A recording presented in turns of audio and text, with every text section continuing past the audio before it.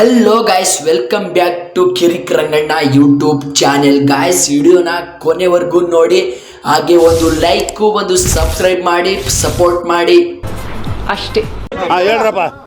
ಔರಂಗಜೇಬನ ಹೆಸರಿನಲ್ಲಿ ಔರಂಗಾಬಾದ್ ಅಂತ ಇತ್ತಪ್ಪ. ಆದ್ದರಿಂದ ಔರಂಗಜೇಬ ಒಬ್ಬ ಸಾತ್ವಿಕ ಮನುಷ್ಯ, ಬಹಳ ಒಳ್ಳೆ ಆಡಳಿತ ಕೊಟ್ಟ, ಜನಪರವಾದ ಆಡಳಿತ ಅಂತ ನಿಮ್ಮ ವಾದ ಮಾಡದಂಗೆ ಇಲ್ಲ. ಔರಂಗಜೇಬನಿಗೂ ಇದಕ್ಕೂ ಯಾವ್ಯಾವ ಸಂಬಂಧನೂ ಇಲ್ಲ. ಅಲ್ಲ, ಉದಾಹರಣೆ ಕೊಡ್ತಾ ಬಂದೆ.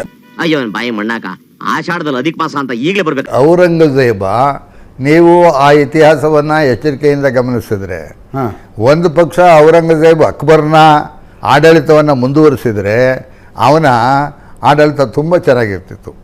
ಮಾಡಲ್ಲ ಅಂತ ಹೇಳಿದ್ಮೇಲೆ ತಿರ್ಗಾ ಕೇಳಿದ್ದೀನಿ. ಔರಂಗಜೇಬನಿಗೆ ಪಾಠ ಹೇಳಿದಂಥ ಗುರು ಒಮ್ಮೆ ಬರ್ತಾರೆ.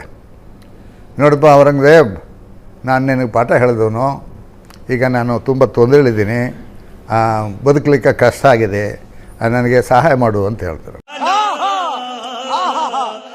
ಆಗ ಔರಂಗಜೇಬ್ ಹೇಳ್ತಾನೆ, ಗುರುಗಳೇ ಭಾಳ ಸಂತೋಷ, ನೀವು ನನ್ನ ಪಾಠ ಹೇಳಿದಿರಿ, ಅದಕ್ಕೆ ನಾನು ಕೃತಜ್ಞನಾಗಿದ್ದೀನಿ. ನೀವು ಪಾಠ ಹೇಳುವ ಸಂದರ್ಭದಲ್ಲಿ ಇಸ್ಲಾಂ ಒಂದೇ ಉತ್ತಮದ್ದು, ಇನ್ಯಾವುದೂ ಇಲ್ಲ ಅನ್ನೋ ರೀತಿಯಲ್ಲಿ ನನ್ನ ಪಾಠ ಹೇಳಿ ನನ್ನ ಮನಸ್ಸನ್ನು ಸಂಕುಚಿತ ಮಾಡಿಬಿಡ್ರಿ. ಯಾರು ಹೇಳಿದ್ರು ನಿಮಗೆ? ನೀವು ಅದಕ್ಕೆ ಬದಲಾಗಿ ಇಸ್ಲಾಂನಂತೆ ಎಲ್ಲ ಧರ್ಮಗಳು ಸರಿ ಅಂತ ನೀವು ನನಗೆ ಹೇಳಿದರೆ ನಾನು ನಿಮಗೆ ಸಹಾಯ ಏನೋ ನನ್ನ ಚಕ್ರಾಧಿಪತ್ಯವನ್ನೇ ತಮ್ಮ ಪದತಲದಲ್ಲಿ ಇಡ್ತಿದ್ದೆ ಅಂತ ಹೇಳ್ತಾನೆ. ಈ ತರ ಒಂದು ಮ್ಯಾಟ್ರೇ ನಮಗೆ ಗೊತ್ತಿಲ್ವಲ್ಲಣ್ಣ. ಆದ್ರಿಂದ ನಮ್ಮಲ್ಲಿ ಬಹಳ ಮುಖ್ಯವಾಗಿರ್ಬೇಕು. ನನಗೆ ಇವತ್ತಿಗೂ ಆಶ್ಚರ್ಯ, ಈ ಕಥೆಗಳನ್ನ ಭಗವಾನ್ ಅವರು ಎಲ್ಲೆಲ್ಲಿಂದ ಹೆಕ್ಕಿ ತರ್ತಾರೆ ಅಂತ.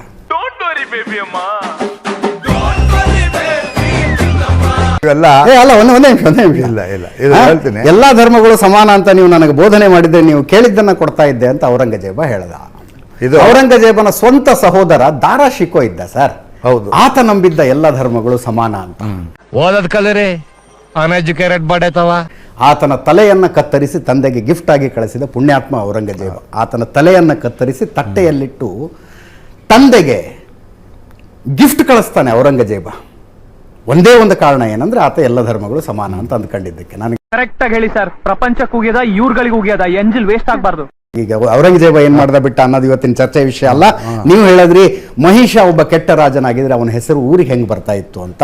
ಸೇಮ್ ಲಾಜಿಕಲ್ ಕೇಳ್ತಾ ಇದ್ದೀನಿ. ಔರಂಗಜೇಬ ಒಬ್ಬ ಕೆಟ್ಟ ರಾಜನಾಗಿದ್ರೆ ಅವನ ಹೆಸರಲ್ಲಿ ಔರಂಗಾಬಾದ್ ಯಾಕಿರ್ತಾ ಇತ್ತು ಅಂತ ಇಟ್ಕೊಂಡ ಆತ ಹೆಸರನ್ನ. ಅಣ್ಣ ನನ್ನ ಕೈಲಾಯ್ತಾ ಇಲ್ಲ, ಅಯ್ಯೋ ಅಣ್ಣ.